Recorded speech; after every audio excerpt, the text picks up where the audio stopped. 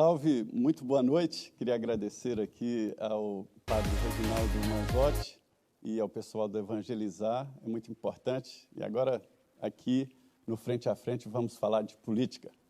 Muito boa noite.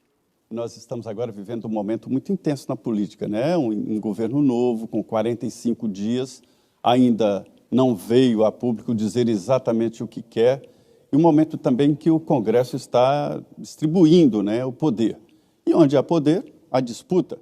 E é por isso que os partidos estão disputando comissão mista de orçamento, as comissões permanentes e as definições de lideranças em todos os partidos políticos. Você sabe que política é importante, né? Você deve discutir política, falar sobre política, porque ela define a sua vida, a escola do seu filho, a sua casa, e é assim mesmo a vida. E hoje o Frente a Frente traz um deputado muito importante aqui no processo político, o deputado Eduardo Bolsonaro. Deputado, muito boa noite e obrigado por estar aqui nos estúdios da Rede Vida. Eu que agradeço o convite, boa noite a todos. Espero que nós tenhamos aqui uma conversa um tanto quanto produtiva. É uma conversa boa. E agora aqui de volta, a minha parceira de sempre, Denise Rotenburg. Boa noite, Denise. Boa noite, Zé Maria. Boa noite, deputado. Obrigada por ter aceito o nosso convite. E boa noite para você que está aqui conosco hoje. Olha, o deputado Eduardo Bolsonaro está no 3º mandato, ele que é do PL de São Paulo, me corrija se eu estiver errada. São Paulo. Ele que é do PL de São Paulo, ele é policial federal, advogado e deve ser o líder da minoria agora, neste ano de 2023. Deputado, eu queria que o senhor começasse explicando para a gente como é que é essa história de ser líder da minoria e, ao mesmo tempo, ser do maior partido da casa. Como é que o maior partido da casa pode ser minoria? É que essa eleição ela foi um tanto quanto atípica, né? Em que pese termos construído o maior partido da Câmara com 99 deputados federais, que é o PL, eleito governadores apoiados pelo presidente Bolsonaro em Minas, inclusive de São Paulo. Rio, São Paulo, Santa Catarina e vários outros estados. O que define o líder da minoria é justamente o maior partido de oposição. Como o PL está na oposição ao governo Lula, sendo o maior partido de oposição, ele vai indicar o líder da minoria. Então, está tudo encaminhado, né? Falta a confirmação. Na política, eu costumo dizer que eu só acredito vendo quando sai no Diário Oficial, quando está o nome escrito lá bonitinho, mas há essa perspectiva de que eu seja o líder da minoria. E a importância é que você tenha uma estrutura para trabalhar, orientar outros deputados e alguns outros trabalhos ali de articulação dentro da Câmara dos Deputados. Então, é um papel importante e é uma liderança um tanto quanto disputada. Deputado, já houve um acerto, os senhores agora se encontraram e definiram ali pontos, né, que é uma nova situação. É um novo recorte de governo, de oposição. Os senhores já estabeleceram ali metas, já fizeram algo nesse sentido? Bem, a gente primeiro está esperando sair as presidências das comissões, mas as conversas já estão acontecendo. Eu cito como exemplo, ontem, cerca de 20 deputados, eu nunca tinha visto tantos deputados assim, de maneira uníssona, né, com o mesmo discurso, batendo nessa oportunidade na tecla das prisões arbitrárias de 8 de janeiro. Pessoas de idade, outras com câncer, outras pessoas que chegaram em Brasília no dia 8 de janeiro, foram para a frente do QG do Exército, aqui no comando, e acabaram sendo dirigidas para a delegacia, enfim, várias prisões que estão um tanto quanto arbitrárias. Então, ontem, esses cerca de 20 deputados batendo nessa mesma tecla. Isso daí é importante por quê? Porque isso daí gera pauta, gera notícia, a gente sai daquela posição que nós tradicionalmente ocupamos de posição defensiva, né, reagindo aos ataques da esquerda, para nós sermos os protagonistas e passarmos a pautar o debate. Esse é apenas um dos resultados. Para finalizar, eu cito um outro, né, que foi, essa semana também, alcançamos as 27 assinaturas mínimas para a abertura da CPMI do 8 de janeiro. CPMI essa que na Câmara é encabeçada pelo deputado André Fernandes, do PL, o mais votado do Ceará. Então, repare que a organização ela está sendo outra, né? Agora, os atores dentro do Congresso ali em Brasília, eles estão muito mais unidos, muito mais comunicativos e, até onde eu vi nesses meus 3 mandatos, é a melhor organização que nós temos. São 2 CPIs? Na verdade, é uma CPI mista de 8 de janeiro. De deputados e senadores. Isso. Agora, deputado, é para apurar as responsabilidades pelos atos, é isso? O que essa Sim. CPI vai trazer de novo, que a Polícia Federal já não está fazendo. Tem uma CPI aqui na Câmara Legislativa do Distrito Federal. O que essa CPI pode trazer de novo? Olha, qual é a sua suspeita? Uma vez que o PL está puxando, acredita que tem alguma coisa a mais aí, né, que não está sendo analisada. A Polícia Federal está dentro da estrutura do Ministério da Justiça. O Flávio Dino ele já tem se mostrado com seus discursos um tanto quanto exagerados. Aqui ele veio. Eu não acredito em imparcialidade de nada que saia do Ministério da Justiça. Então a gente precisa ter um aprofundamento das investigações. Por exemplo, por que Lula decretou o sigilo nas câmeras do Palácio do Planalto?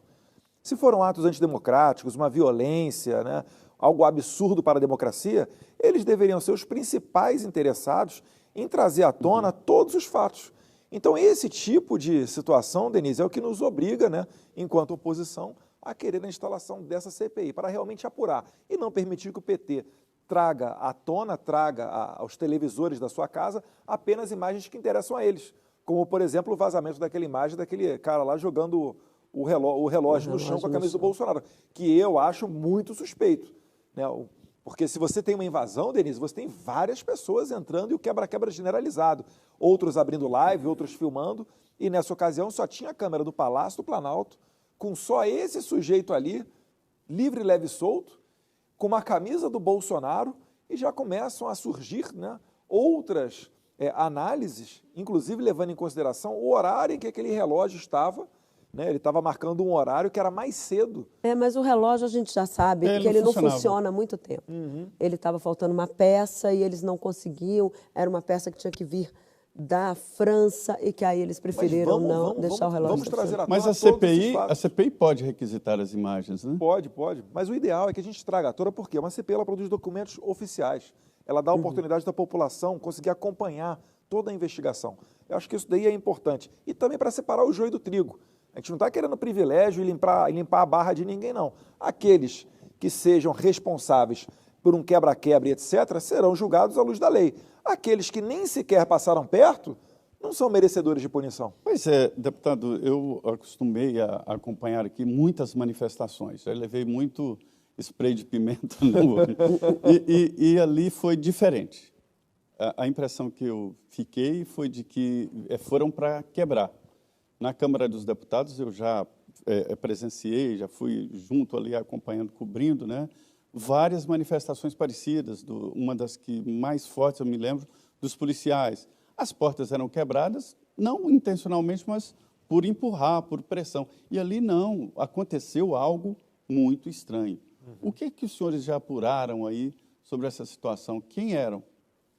Na verdade, Zé Maria, as informações que a gente tem, elas não são precisas, né, sendo bem sincero, porque são cenas da internet, são imagens onde cada um tem de maneira independente, faz uma análise. Então, a gente está aguardando realmente que venham esses dados oficiais. É por isso, mais uma vez, que é importante a abertura dessa CPI.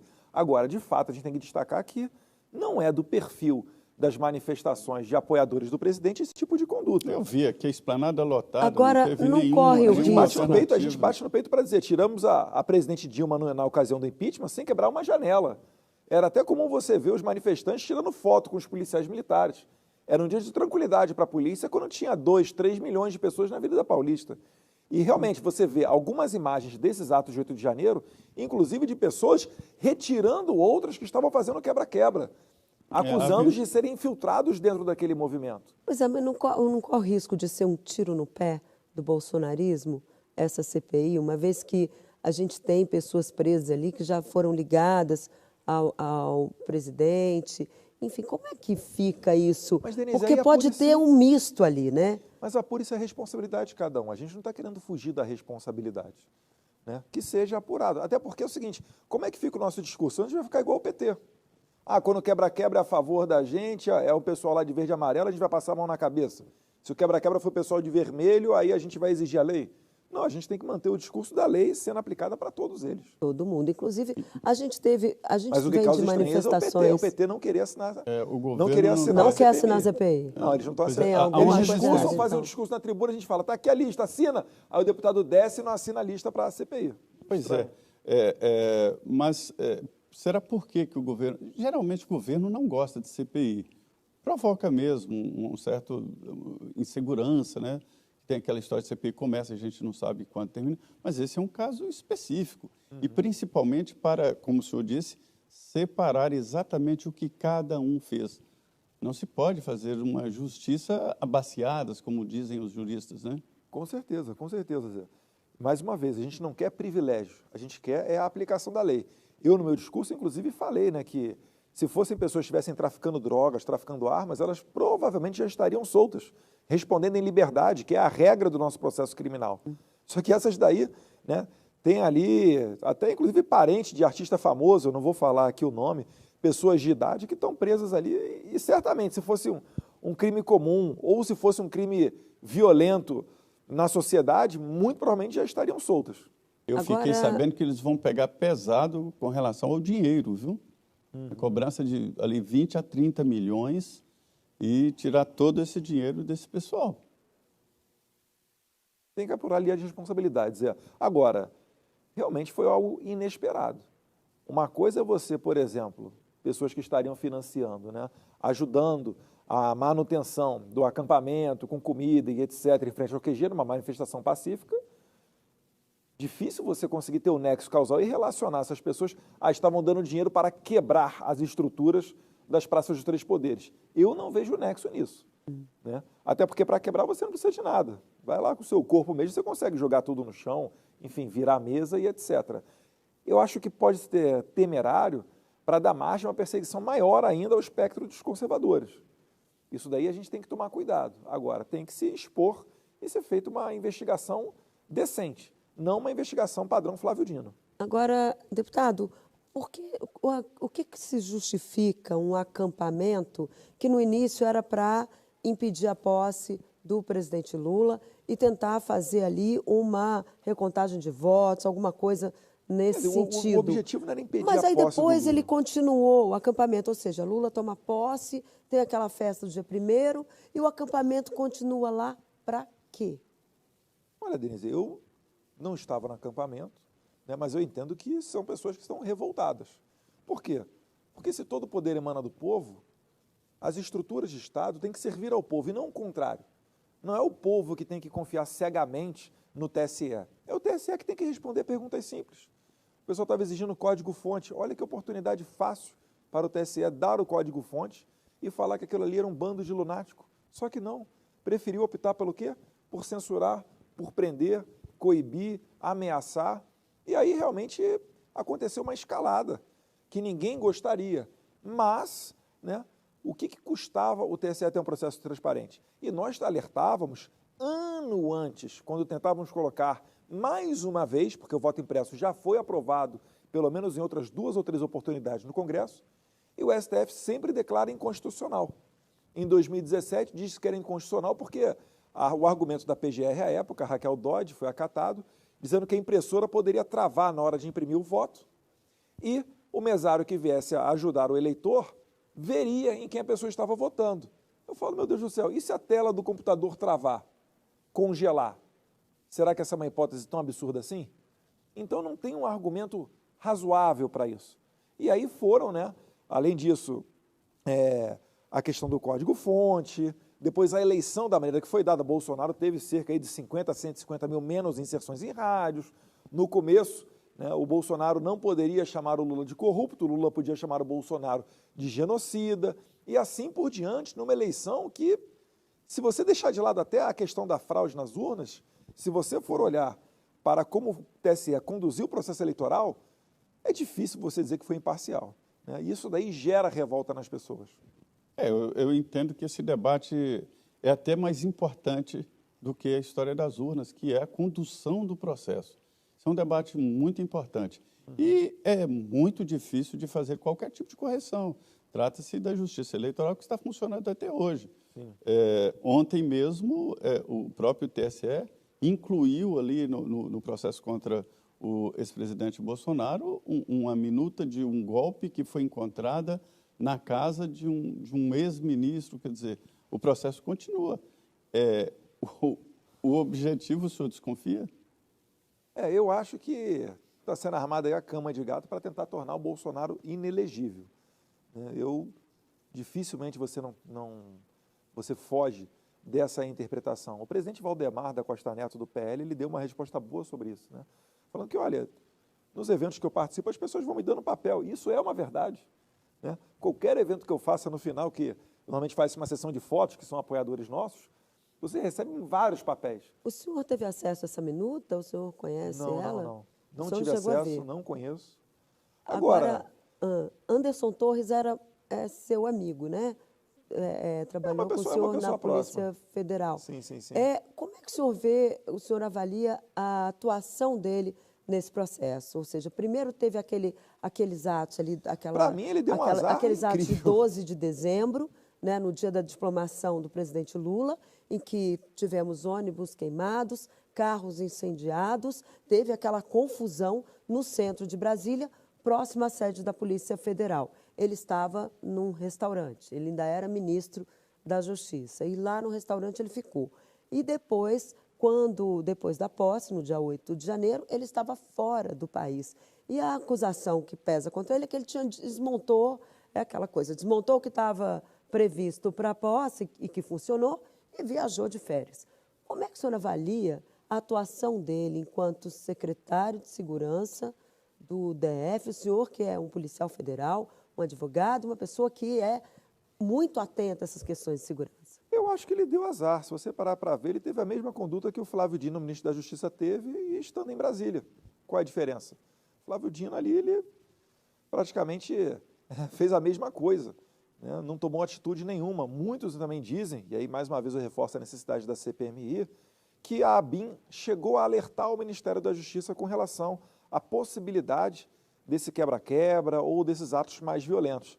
Então, na minha opinião, o Anderson Torres ele deu azar, né? E está pagando um preço alto por isso. Na minha opinião, também é uma prisão injusta.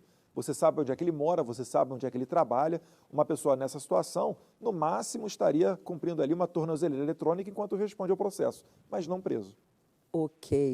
Olá, estamos de volta com Frente a Frente, que recebe hoje o deputado Eduardo Bolsonaro, ele que é do PL de São Paulo. No primeiro bloco, a gente começou a falar sobre esses atos de 8 de janeiro, o quebra-quebra na sede dos três poderes e as suas consequências. Deputado, entre as consequências, o senhor já falou que vem aí uma CPMI. Ela vai sair mesmo, já tem as assinaturas, e Anderson Torres vai ser chamado? Quem vai ser presidente, relator? Isso já está em discussão? Olha, no Senado já atingiu o número mínimo de assinaturas, são 27 senadores. Na Câmara tem que chegar ao fatídico número de 171 deputados. Né? Já tem 101 deputados que assinaram e esse número continua crescendo. Eu tenho uma expectativa de que a gente alcance, né, esse número mínimo. E daí, né, é que começa-se a discutir realmente quem vai ser o presidente, quem vai ser o relator. Mas, normalmente, aquele que puxa as assinaturas, que faz o requerimento, ele normalmente ou é relator ou é o presidente, né? Nesse caso, o deputado André Fernandes, do PL do Ceará, estaria numa dessas posições. E na outra, enfim, se ele escolher a presidência, quem é que seria o relator, provavelmente seria alguém do Senado. E a partir daí você começa a ter os deputados apresentando os requerimentos, chamando para ser ouvido na comissão. Essa comissão, ela é um poder atípico dos deputados federais e dos senadores. Por que atípico? Porque ela tem exatamente o mesmo poder de um juiz. Então, requisitar documentos, né, chamar alguém para vir depor, e tem que depor, senão sofre sanções legais, dentre outras medidas, são atribuições dessa CPMI. Então, vamos ver se ela, primeiro, vai conseguir o número mínimo de assinaturas, depois ela tem que ser instaurada, ela tem que ser lida em plenário do Congresso Nacional a sua instalação, e a partir daí ela começa o seu funcionamento como se fosse uma investigação com vários policiais e vários juízes. Ô, deputado, há uma diferença agora na ação do Congresso Nacional, porque houve uma mudança forte ali entre os partidos políticos. O PL, como disse a Denise, é o maior partido da Câmara dos Deputados. Agora, existe um grupo do PL, chamado PL Raiz ali, do Valdemar Costa Neto, e o PL Novo, né, que é o pessoal que sempre apoiou o presidente Bolsonaro, né? Como será essa convivência? Olha, na minha opinião, pode-se dizer até que são dois grupos, mas que podem perfeitamente viver em harmonia. E eu vejo que estão vivendo. Por quê, Zé Maria? O partido tem, né? Sim, se você olhar, por exemplo, não estou querendo comparar, mas se você olhar, por exemplo, o PMDB, com a atual MDB, foi a vida inteira, Dividido em 3, grupos. 4 grupos ali dentro, né? O PL tem uma convivência tranquila entre nós. Muitas das vezes, por que eu falo tranquila? Porque muitas das vezes, algumas imprensas, não todas, né, mas algumas imprensas tentam colocar uma intriga ali no meio para ver se consegue sair aquele repeteco do que foi o PSL em 2019, que teve um racha ali, logo com 9 meses de mandato, os deputados federais teve um problema ali que foi insuperável. Eu vejo que hoje em dia os deputados, inclusive os que entraram os novinhos, eles estão muito mais maduros. Vários desses deputados que foram eleitos com apoio do presidente Bolsonaro, eles já vêm com uma bagagem, já vêm com uma expertise, não é mais aquele oba-oba com padrão Joyce Hossermann, são deputados muito mais cientes do seu papel. E todos eles já perceberam também que, se eleitos com apoio do Bolsonaro, sem o apoio do Bolsonaro, eles não têm vida longa dentro do Congresso Nacional e nem uma vida fácil. Então, eu acho que nós estamos trilhando um caminho muito mais uníssono. Diferenças, obviamente, há, né, Zé Maria? A gente nem dentro de casa, às vezes, a gente consegue unanimidade, né? A gente já vota vencido. Agora, por falar em Bolsonaro, Denise, quando...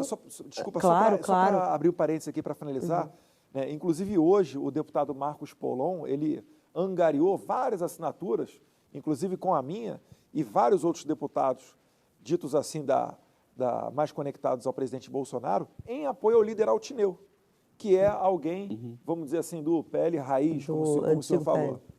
Agora, por falar em Bolsonaro, quando o presidente volta ao Brasil? Já tem uma data?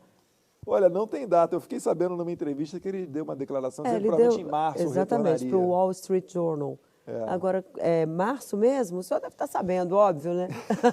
É engraçado que as pessoas sempre acham que tem informação privilegiada e eu não tenho. Ou essa volta foi só um balão de ensaio para ver como é que o mercado político aí vai reagir a esse retorno do ex-presidente? Cedo ou tarde ele retorna para o Brasil, né? Isso aí eu não tenho Em dúvida. relação a esse processo, porque eu estava conversando com os advogados essa semana e ele me disse o seguinte, olha, são 16 processos que o ex-presidente responde. E dificilmente, o senhor já disse que que há uma tentativa aí de deixar o ex-presidente inelegível. Como é que vai ser? O que o senhor vislumbra, o senhor que é advogado também, em relação a esses processos? Ele tem medo de ser preso? Não, não diria isso, né? É claro, né? A depender da esquerda, muita gente ali fica gritando sem anistia, né? Vale lembrar que a esquerda sem anistia sequer existiria, estariam todos presos hoje por vários, né, crimes cometidos durante os anos 60 e 70 principalmente. Mas retornando à questão do presidente Bolsonaro, a gente sabe como é que é o jogo, né? Tirá-lo de combate é um grande negócio para a esquerda, né? Livra eles de muita dor de cabeça. Agora, a semente que o presidente Bolsonaro plantou, essa daí não tem como voltar atrás, né? O povo resgatou o patriotismo, está muito mais ciente de política, é um povo muito mais maduro, com muito mais acesso à informação. Às vezes tem até a sua preferência de jornalista para ouvir, para guiá-lo, né, para saber o que está acontecendo na política. E isso daí é um movimento que não tem retorno. Eu, inclusive, costumo dizer que começou lá em 2013, com aquelas manifestações de rua, né, que no começo foi por causa de 20 centavos, depois deixou de ser por causa de 20 centavos. A partir dali você percebeu que dava para ir para a rua sem ser com apoio de partidos de esquerda. Em 2016, retiramos a presidente mais corrupta da nossa história, sem quebrar nenhuma janela no processo de impeachment. E em 2018, elegemos alguém, né, do baixo clero, que não gastou nem $1 milhão na sua campanha. Então, na minha visão, esse é um movimento que não tem retorno.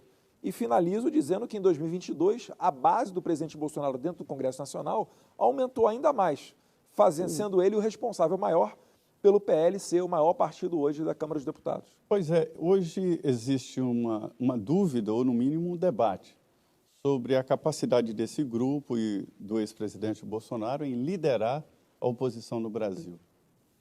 Eu acredito que a oposição chama-se Bolsonaro, né? Os deputados que estão ali no Congresso Nacional se identificam com as pautas dele. E uma das pautas, certamente, que está sendo acesa novamente no coração das pessoas, é o antipetismo, porque a gente já viu no passado o que, no meu entendimento, e aí eu faço mão aqui da imunidade parlamentar, que eu acho que eu ainda tenho, né, que essa quadrilha que retornou ao poder vai fazer com o país. O Lula está encontrando um cenário muito diferente daquele de 2002, com os booms da commodity, a China se abrindo, o Brasil retornando, né, voltando a ter uma estabilidade depois do Plano Real. O cenário agora é totalmente diferente. Prova disso é que ele teve que abrir mais, se não me engano, 8 ministérios para conseguir acomodar todos os padrinhos políticos. E ainda assim vai ter muita gente que não vai ser atendida, porque são ministérios sem orçamento. Então, o momento que a esquerda está vivendo hoje, ela está pisando em ovos para se sustentar. E há ainda, né, verdade seja dita, que corre nos bastidores, mas todos já sabem, que o Geraldo Alckmin não se associou ao Lula para passear nesse governo. Então, vamos aguardar as cenas dos próximos capítulos. E a Denise fez uma pergunta interessante aí sobre a possibilidade de inelegibilidade do ex-presidente. É um cerco que estão fazendo. Neste caso, como seria essa disputa em 2026? Quem ficaria no lugar? Seria eu acho que o senhor, eu acho que é muita... a Michelle? Não. Tem muita água para rolar embaixo dessa ponte. O nosso desejo, obviamente, é que o presidente Bolsonaro, como ele próprio já disse, né, ele ainda tem mais gás, tem mais chão para percorrer nesse caminho político. Ele continua sendo, certamente, o maior líder da oposição. E eu acredito que, tendo condições, vai sim ser o candidato em 2026 ou quando o Lula sair. Eu, se depender de mim, né, seria para ontem. Mas então seria muito exercício de futurologia, me permita aqui, Trindade, fugir um pouquinho da sua pergunta, né, sair pela tangente. Mas eu acredito que o presidente Bolsonaro ainda é ao concurso, nesse momento insubstituível. Política é momento, o momento é esse, né? Ele se afastou um pouco, né? Ele saiu do Brasil, Denise, né? foi, né, ficou afastado, agora ele dá essa entrevista, sinaliza que pode voltar. Michele Bolsonaro hoje fez uma reunião no PFL, PFL, ó, já estou, gente antiga é assim, troca o nome dos muita partidos. Sigla, né, Denise? O PL fez uma reunião lá do PL Mulher, reuniu 12 deputadas. Ela assumiu se o PL colocou, Mulher. Pois é, e vai ter um ato agora perto lá do Dia Internacional da Mulher. Ela surge como uma opção, no caso da inelegibilidade, quem estaria em primeiro lugar na fila? Ela, Flávio Bolsonaro, que pode ser candidato a prefeito do Rio, inclusive. Como é que o senhor vê, o que o senhor vislumbra, assim, quem é o primeiro da fila, no caso? Porque a gente sabe que política tem fila, né? É que isso daí, Denise, não foi nem debatido. É que a gente está tão longe da eleição, a gente não tem nem sequer essa batida de martelo com relação à elegibilidade do presidente. São elucubrações e a gente tem que esperar acontecer. A cada dia a sua aflição, então. Vai ser assim daqui para frente. Mas uma coisa é certa, ele é o dono do capital político mais forte do país, ele é o que arrasta multidões nas motocicletas, e eu acredito que ele é que vai ser a pessoa... Vai voltar com as motocicletas, né? Depender dele, com certeza. O grande debate do momento é sobre juros, né? Dá a impressão que o presidente Lula ganhou esse debate sobre juros. E falando do próprio governo, porque Banco Central é governo. Apesar desta regra, que é uma regra passageira, porque ele vai nomear o presidente do Banco Central em 2 anos, né? É governo, Banco Central é governo. Uhum. E como é que o senhor vê esse debate sobre juros? Os juros estão altos ou não? Sim, os juros estão altos, mas, na minha opinião, estão altos justamente porque ninguém confia que esse governo vai dar conta de fazer um ajuste fiscal. É um governo que, de cara, já colocou cerca de 200 bilhões, se eu não estiver enganado, naquela PEC lá do final do ano, 200 bilhões a mais para gastar. Na economia não existe mágica. Se você imprime mais dinheiro, você vai ter mais inflação. E eles têm uma tradição de não respeitar o teto de gastos. O presidente Lula, ele fala a todo momento em desrespeitar esse teto. Ele dá declarações contra o Banco Central para tentar desgastar o melhor Banco Central do mundo, que é o Roberto Campos Neto. Então, enquanto ele fica estimulando esse atrito, e a cada vez que ele fala, né, é engraçado porque a equipe econômica e de comunicação corre para apagar o incêndio. Mas enquanto ele fomentar esse atrito, os juros vai continuar altos, porque justamente não tem confiança no mercado. E o Roberto mercado. Campos, qual a postura dele? Está boa? A postura dele sempre foi essa postura pragmática. Ele é conhecido como sendo uma pessoa que analisa o mercado e toma as atitudes necessárias. Técnicas, né? Assim, nós gostaríamos que os juros estivessem baixos? Com certeza, todo mundo. Agora, os juros não ficam altos e baixos, o dólar não sobe e abaixa pela vontade de uma pessoa.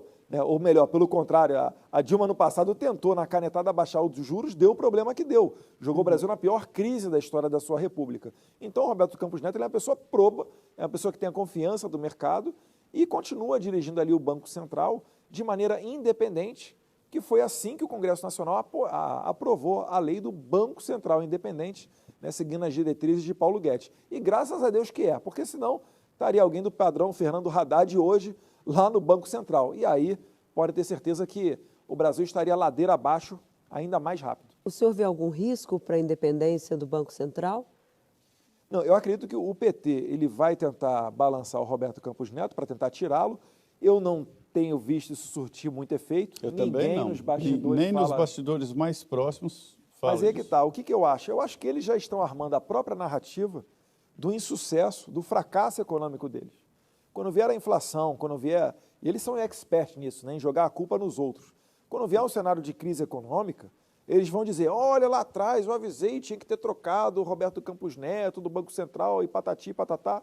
Eu acho que eles estão armando uma narrativa para essa cama de gato aí. Ou vão dizer que o governo de Jair Bolsonaro gastou mais do que devia e deixou uma herança maldita para eles. É por aí que o senhor acha que vem?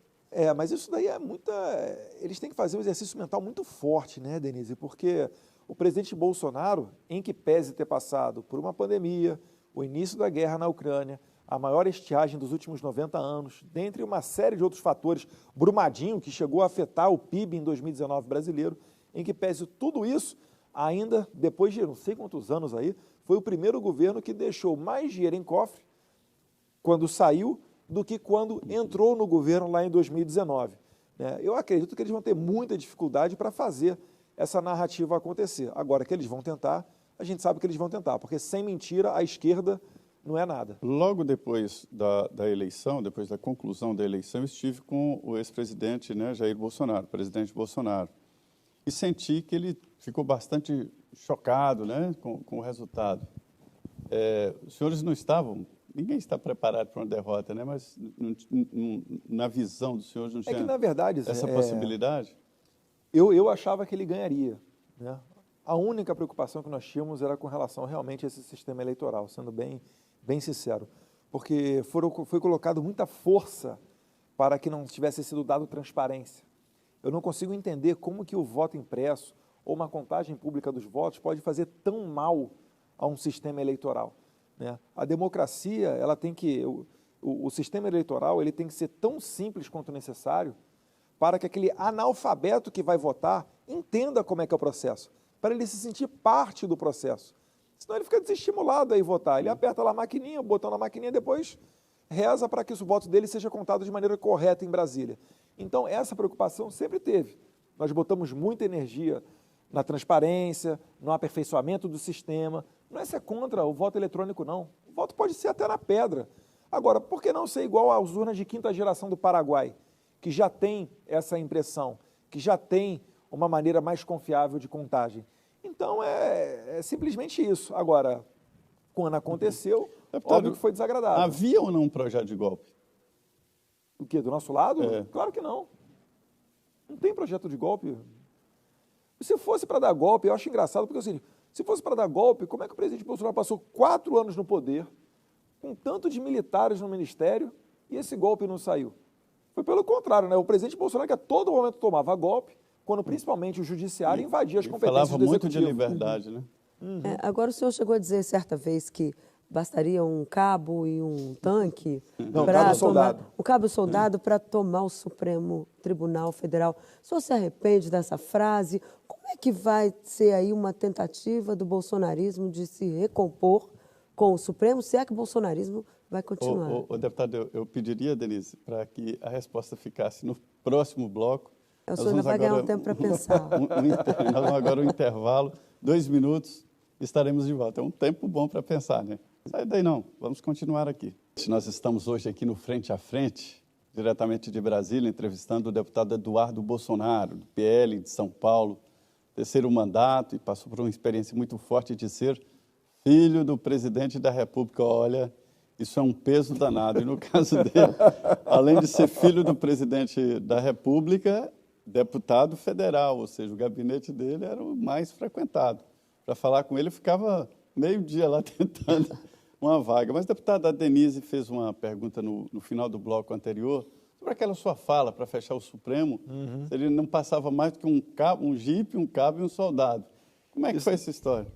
Eu estava num bate-papo com alunos da Alfacom, lá em Cascavel, no Paraná, e por acaso estava tendo uma transmissão ao vivo, um dos alunos perguntou, e na verdade eu parafraseei ali uma frase semelhante do Jânio Quadros, né, expressando a indignação de uma parcela da sociedade que não concordava com algumas decisões do Supremo Tribunal Federal. A oposição aproveitou, 4 meses depois, a uma semana da eleição de 2018, eles resgataram esse vídeo e jogaram no ar para tentar dar uma... Isso te rendeu muitos votos, né? Hã? Isso te rendeu muitos votos. Realmente na sociedade as pessoas, eu fui o mais votado em 2018, né? E certamente uma parcela da sociedade tem uma indignação muito grande. E rendeu muitos problemas também. Aquela Acabei frase... sendo mal vista ali para a parte do judiciário, com certeza. Aquela frase, ela não surgiu ali como um start de que o bolsonarismo poderia representar um risco à democracia? Que a partir dali, essa narrativa começou a crescer, até chegarmos aí aos atos. Denise, o negócio é que é o seguinte, né? Mais uma vez, o único que jogou dentro das 4 linhas foi o presidente Bolsonaro, né? O Congresso entrou dentro do orçamento, o Judiciário impediu sequer a nomeação do Alexandre Ramagem como diretor-geral da Polícia Federal, numa ação inédita, né? Todos os presidentes da República nomearam o diretor da Polícia Federal, com exceção do Bolsonaro, né? Poderia citar várias outras, mas, enfim, dizer que ele é ditador, eu acho que é impossível para quem analisa os fatos. Para você chegar a uma conclusão dessa, né, para acreditar em alguma coisa disso daí, você tem que ouvir muita narrativa da esquerda, né? Justamente o maior democrata da história da República Brasileira chama-se Jair Messias Bolsonaro, que, inclusive, mesmo tendo um processo eleitoral que ele não concordasse, respeitou o resultado das eleições. E agora o Congresso está diante de um desafio novo, né? Funcionar de uma maneira mais solta. O Congresso está muito mais poderoso, né? Acabou aquela dependência do Executivo. E o que está na pauta é a reforma tributária. O senhor já deve ter passado aí por várias propostas de reforma tributária. Dessa vez o senhor acha que vai? Zé Maria, eu acho que eu não colocaria minhas fichas, não. Né? Porque é um governo de esquerda. E quando você tem um governo, é certo, ele tem interferência dentro do Congresso Nacional.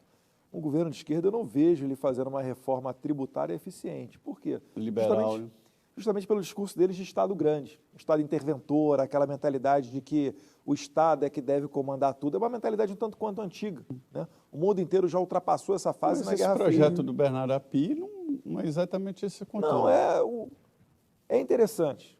O projeto simplifica. É interessante. O grande problema é que o nosso sistema tributário está na Constituição. E aí, para você alterá-lo, precisa daquele quórum qualificado de 5/3, 2 turnos. Você acha que altera, complicado. que aprova? Eu acho que a única maneira de você conseguir aprovar a reforma tributária é de maneira paulatina, pouco a pouco. Se tentar mudar tudo de uma vez só, dificilmente vai para frente. Quem é que está pregando contra, né? Houve um momento que eram os prefeitos, depois governadores. Ali é o seguinte, né? Depende. Os empresários querem a reforma. Como é que o deputado vota uma matéria dessa? Via de regra, tá? Não estou falando que é o meu caso, não. Mas se ele, por exemplo, é mais próximo de um governador, ele vai ver se os governos estaduais vão ficar mais poderosos ou aumentar a sua arrecadação. Se ele é eleito com base, né, nas suas bases de governo, de prefeitos e vereadores, ele olha sobre a ótica, né, do município. E é por isso que é difícil você conseguir essa maioria, né? É por isso que debate-se tanto e, no final das contas, como ninguém tem a certeza de como será a arrecadação, acaba votando o contrário ou não atingindo os 308 votos necessários na Câmara dos Deputados.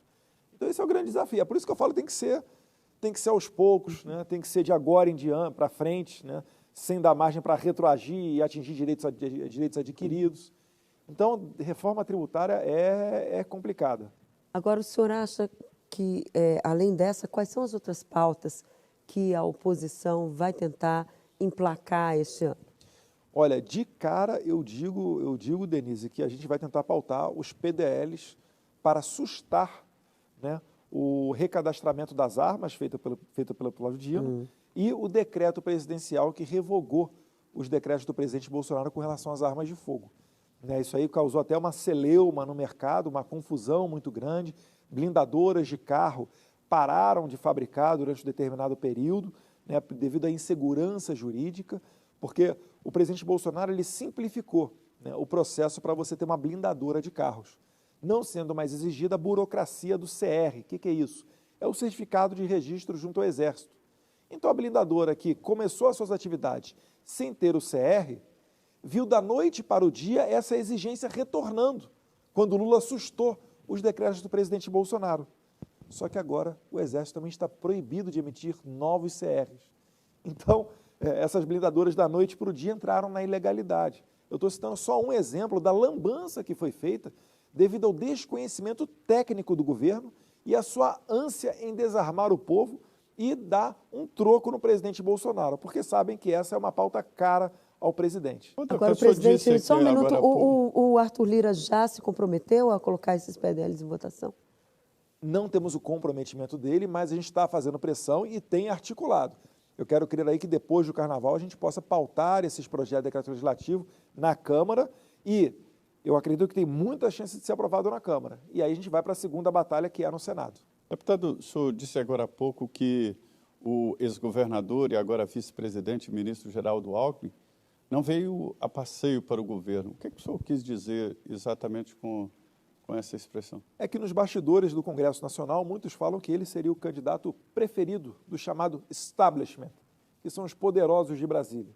Então, quando que ele se tornaria presidente, ninguém sabe, né, se haveria algum acordo com Lula, mas certo é que causou muita estranheza que ele tenha aceitado ser vice-presidente, né, candidato a vice na chapa do Lula, sendo que o PSDB sempre foi muito crítico. Foi uma grande manobra, né? Exato, foi uma grande manobra, né? Então, tem esse zum em Brasília. Mas o senhor vê a possibilidade de impeachment? Com certeza, com certeza. Eu acho que cedo ou tarde esse governo vai voltar a rolar as malas de dinheiro e aí vai surgir uma pressão popular junto com efetivo apoio dentro do Congresso Nacional e voltem a ter os ingredientes do impeachment, né? Se você olhar a história da Dilma e a história do Collor, sem entrar muito no mérito, mas os dois foram empichados em crises econômicas com baixa popularidade. E eu acho que esse cenário vai voltar cedo ou tarde a se repetir com o Lula também. Mas Lula é muito mais político, né, deputado? Ele tem mais. Mas como é que ele faz a política dele? Ele construiu fazia base. No começo ali na base do mensalão, petrolão, troca de cargos, etc. A partir do momento que ele não tem mais orçamento para fazer a troca de cargos, ele começa a não ser mais tão bonito aos olhos, né, dos deputados e senadores. O senhor disse que Geraldo Alckmin é o candidato preferido, mas na sucessão de Lula ou mesmo durante o governo? Eu acredito que mesmo durante o governo. Os senhores estariam dispostos a apoiar uma ação assim? Para tirar o Lula e entrar o Geraldo Alckmin? Com certeza. Com certeza. Eu acho que o Lula é o pior cenário que nós temos, o pior quadro que nós temos na política brasileira hoje em dia, né? É ele que coloca Fernando Haddad na economia, manda Dilma Rousseff para os BRICS, né? Enfim, ele, para mim, é a pessoa que coloca adiante o desarmamento, é altamente ideológico, aquele pensamento antigo, marxista, comunista, né, perseguidor. Então, eu acho que qualquer pessoa no lugar do Lula já é um ganho para o Brasil, né, nem simplesmente, né, para a oposição, não. Ele disse para Rui Costa, ministro da Casa Civil, procurar os bolsonaristas escondidos dentro do governo. Há muitos ainda? Ele, na verdade, ele está usando a máxima do Lenin, né? Acuse-os do que você é, xingue-os do que você faz. O presidente Bolsonaro sofreu, né, com essa sabotagem de terceiro, quarto escalão dentro do próprio governo. Tem a matéria que saiu no UOL, do Jamil Chad, falando que o próprio Itamaraty tinha, né, um Itamaraty paralelo para sabotar o presidente. E deu como exemplo uma situação real, que foi a falta de carro para levar o presidente em Nova York, na ONU, para o encontro com o secretário-geral da ONU, né, o português Gutierrez. Então, repare que isso sim é uma sabotagem. O Lula hoje ele está jogando a culpa em qualquer pessoa para justificar o fracasso dele próprio. Não existe, né? Quem dera se existisse uma massa de bolsonaristas, vamos assim dizer, dentro da estrutura de Brasília. Nos carece muito essa formação de pessoas dentro dessa burocracia de Brasília. Eu gosto muito da política internacional, foi presidente da Comissão de Relações Exteriores, né, da Câmara dos Deputados, foi até cotado para ser o embaixador do Brasil nos Estados Unidos. O Lula está mudando assim, a política internacional do Brasil.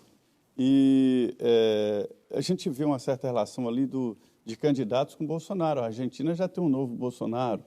Dizem que o Bolsonaro parece com o Trump. Como é que o senhor vê essas relações? Eu acredito que como a esquerda colocou, né, a política nessa conexão mundial, a direita está reagindo e fazendo a mesma coisa. Né? Você deve estar citando aí, Trindade, o Javier Milei, que é um deputado federal argentino, né, com um discurso liberal muito forte. O Bolsonaro, ele é um conservador que caminhou para o liberalismo econômico através do Paulo Guedes. O Javier Milei é um pouquinho o contrário, ele é mais um liberal econômico que está caminhando agora para as pautas conservadoras. Se você olhar no Chile, bem semelhante, tem o José Antônio Kast, que quase foi presidente do Chile. O Trump, nos Estados Unidos agora, com grandes chances de vencer a prévia no Partido Republicano e, com força, retornar em 2024. Então, é uma reação que você consegue enxergar no mundo inteiro. Eu acredito que a esquerda, em que pese agora você olhar para o mapa da América Latina e ver muitos líderes, né, dos países aqui da América Latina sendo de esquerda, eu não sei se eles vão ter vida longa, não. Eu, por exemplo, já vejo a Argentina ano que vem mudando para um espectro de pelo menos centro-direita, assim como o Chile e outros países aqui da região. É uma reação quase que natural. Ok, deputado, muito obrigada pela sua presença aqui. Infelizmente, o nosso tempo acabou, mas a nossa pauta não. E já fica o convite para o senhor voltar frente a frente. Muito obrigada pela sua presença. Eu agradeço e contem conosco, aproveitando aqui a mensagem final para esse público majoritariamente cristão, que o Brasil saiu do Consenso de Genebra, aquela declaração para que nós firmemos, né, o nosso pacto contra o aborto e contra governos globais. Isso daí segue no coração do brasileiro, em que pese o Lula ter saído desse mecanismo internacional. Obrigado. Zé Maria, mais um Frente a Frente, eu voltando de férias, pegando aqui o bonde andando, esse cenário novo, lindo. Muito obrigada, Zé Maria. Eu falei, Denise estará de volta, deputado. Muito obrigado. Muito boa noite a você. Boa noite, Flávio, Bola e o Charles, são meus amigos lá de Betim, que telefonaram aqui. Ok, e para você que acompanhou a gente até agora, muito boa noite e até a semana que vem.